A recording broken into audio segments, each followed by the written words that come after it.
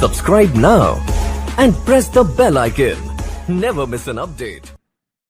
आज हम बात करने जा रहे हैं पुर्तगाल के महान फुटबॉलर क्रिस्टियानो रोनाल्डो के बारे में। क्रिस्टियानो रोनाल्डो का जन्म 5 फरवरी 1985 को पुर्तगाल के फुंचाल मदेरिया में एक बहुत ही गरीब परिवार में हुआ था।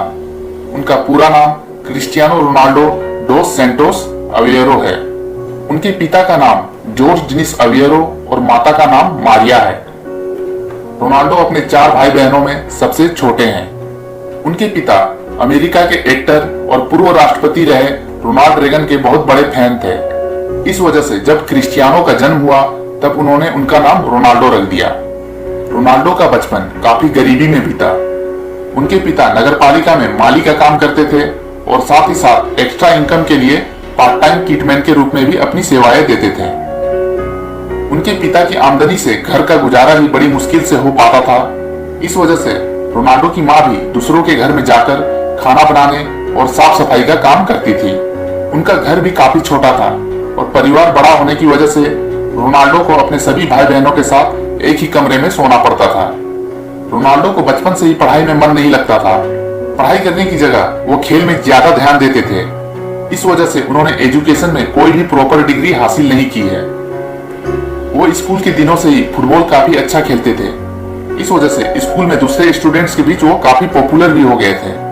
पर उनके टीचर की नजर में वो एक बिगड़ेल बच्चे ही थे।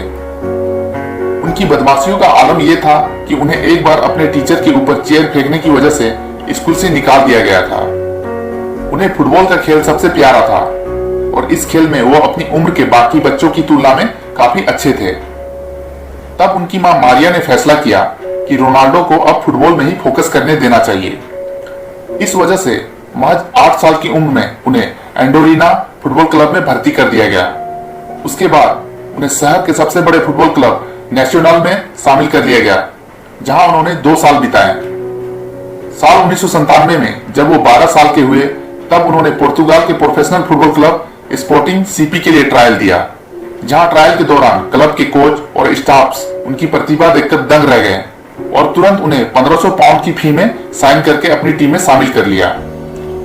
क्योंकि ये क्लब लिस्बन में था, जो उनके घर से काफी दूर भी था, लेकिन उन्होंने अपने सपने को पूरा करने के लिए आखिरकार घर छोड़ने का फैसला किया और महज 12 साल का ये लड़का अपने परिवार से मीलों दूर अपनी तकदीर बनाने लिस्बन आ गया। लेकिन उनकी मुसीबतें अभी दूर नहीं हुई थी। इसी दौरान 14 साल की उम्र में उन्हें हार्ट से संबंधित गंभीर बीमारी हो गई। जांच के दौरान डॉक्टर ने बताया कि ये प्रॉब्लम बहुत गंभीर है और इस तरह के पेशेंट को भाग दौड़ वाले काम करना या खेल खेलना बहुत भारी पड़ सकता है। इसका एक ही परमानेंट इलाज है और वो है सर्जरी, जो कि काफी जोखिम भरा होता है। क्योंकि रोनाल्डो को फुटबॉल खेलने के अलावा कुछ और नहीं आता था और उस वक्त तक तो फुटबॉल का खेल ही उनकी जान बन चुकी थी, इस वजह से उन्होंने सर्जरी कराने का फैसला किया। ईश्वर की कृपा से उनकी सर्जरी सक्सेसफुल रही, लेकिन डॉक्टर के मना करने के बावजूद भी उन्होंने कुछ ही दिनों बाद फुटबॉल की प्रैक्टिस स्टार्ट कर दी। उनका तो बस एक ही लक्ष्य था, एक कामयाब फुटबॉलर बनना। इसके लिए उन्होंने दिन रात मेहनत करनी शुरू कर दी। उन्होंने अपने अंदर की हर एक कमियों को ढूंढना शुरू किया और उन कमियों को दूर करते चले गए। इसी दौरान 16 साल की उम्र में उन्हें क्लब के पहले मैनेजर लैस्जेलो बोलोनी ने उन्हें क्लब के अंडर 16 टीम में भी शामिल कर लिया। बोलोनी रोनाल्डो के ड्रिबलिंग स्किल से काफी प्रभावित थे। अपने शानदार प्रदर्शन की बदौलत उन्होंने बाद में अंडर 17 और अंडर 18 टीम में भी अपनी जगह बनाई। साल 2002 में प्रीमियरा लीगा टूर्नामेंट में उन्होंने मोरेरेंस फुटबॉल क्लब के खिलाफ खेलते हुए सीनियर फुटबॉल में अपना डेब्यू किया और टीम के 3-0 की जीत में उन्होंने 2 गोल दागे। इसी दौरान इंग्लैंड के फुटबॉल क्लब मैनचेस्टर यूनाइटेड के मैनेजर एलेक्स फर्गुसन ने रोनाल्डो के खेल को देखा। उनके खेल को देखने के तुरंत बाद ही एलेक्स फर्गुसन ने उन्हें मैनचेस्टर यूनाइटेड क्लब के लिए साइन करने का फैसला किया। आखिरकार साल 2003 में महज 18 साल की उम्र में मैनचेस्टर यूनाइटेड ने 12.24 मिलियन पाउंड की राशि में रोनाल्डो को साइन कर लिया। इसी के साथ वो इंग्लिश फुटबॉल हिस्ट्री में इतने कम उम्र में इतनी बड़ी राशि में कॉन्ट्रैक्ट साइन करने वाले पहले खिलाड़ी भी बन गए। साल 2003 में ही उन्हें पुर्तगाल के राष्ट्रीय टीम में भी चुन लिया गया और उन्होंने कजाकिस्तान के खिलाफ खेलते हुए अपने अंतर्राष्ट्रीय कैरियर की शुरुआत की। उन्होंने अपना पहला अंतर्राष्ट्रीय गोल ग्रीस के खिलाफ खेलते हुए साल 2004 में किया। अब रोनाल्डो की जिंदगी पटरी पर आ चुकी थी और वो अपने लाजवाब खेल के दम पर फुटबॉल जगत में अपना एक अलग मुकाम हासिल करने की ओर अग्रसर हो चुके थे। लेकिन मुसीबतें अभी भी उनका पीछा कर रही थी। इसी दौरान साल 2005 में ज्यादा शराब पीने की वजह से उनकी पिता की मृत्यु हो गई। इस घटना ने रोनाल्डो को अंदर तक झकझोर दिया, क्योंकि रोनाल्डो अपने पिता के काफी करीब थे। इसी वजह से उन्होंने आज तक कभी भी शराब और सिगरेट को हाथ तक नहीं लगाया है। अपने पिता की सुनहरी यादों को मन में समेटकर रोनाल्डो और भी जी जान से लग गए अपने खेल को और बेहतर बनाने के लिए। उन्होंने मन में ठान लिया था कि उन्हें अपना नाम फुटबॉल जगत के उन लेजेंड्स में शामिल करवाना है जिन्हें देखकर उन्हें प्रेरणा मिलती है और जिन्हें देखकर वो बड़े हुए थे। उन्होंने क्लब से 28 नंबर की जर्सी की डिमांड की थी, पर उन्हें मिली 7 नंबर की जर्सी। पहले तो रोनाल्डो 7 नंबर की जर्सी को लेने से झिझक रहे थे, क्योंकि ये नंबर इंग्लैंड के फुटबॉल इतिहास के महान खिलाड़ियों जॉर्ज बेस्ट, एरिक कैंटोना और डेविड बेकहम से जुड़ी थी। लेकिन बाद में उन्होंने इस नंबर को एक्सेप्ट कर लिया। उनके लिए इस नंबर की जर्सी पहनना एक अलग मोटिवेशन का काम कर गया और वो अपने गेम को लगातार बेहतर करने के लिए प्रेरित हुए। मैनचेस्टर यूनाइटेड के लिए खेलने के दौरान क्लब के मैनेजर एलेक्स फर्गुसन ने हमेशा रोनाल्डो को सपोर्ट किया और उनके करियर के विस्तार में उनकी मुख्य भूमिका रही। उनके बारे में बात करते हुए रोनाल्डो कहते हैं, वो खेल की दुनिया में मेरे पिता की तरह है और मेरे करियर को बनाने में उनका योगदान सबसे अहम रहा है। उनके इस बहुमूल्य योगदान के लिए मैं उनका हमेशा शुक्रगुजार रहूंगा। 16 अगस्त 2003 को बोल्टन वांडर्स के खिलाफ सब्स्टिट्यूट के रूप में रोनाल्डो ने इंग्लिश प्रीमियर लीग में पहली बार कदम रखा। इसी दौरान दर्शकों ने उन्हें स्टैंडिंग ओवेशन भी दिया।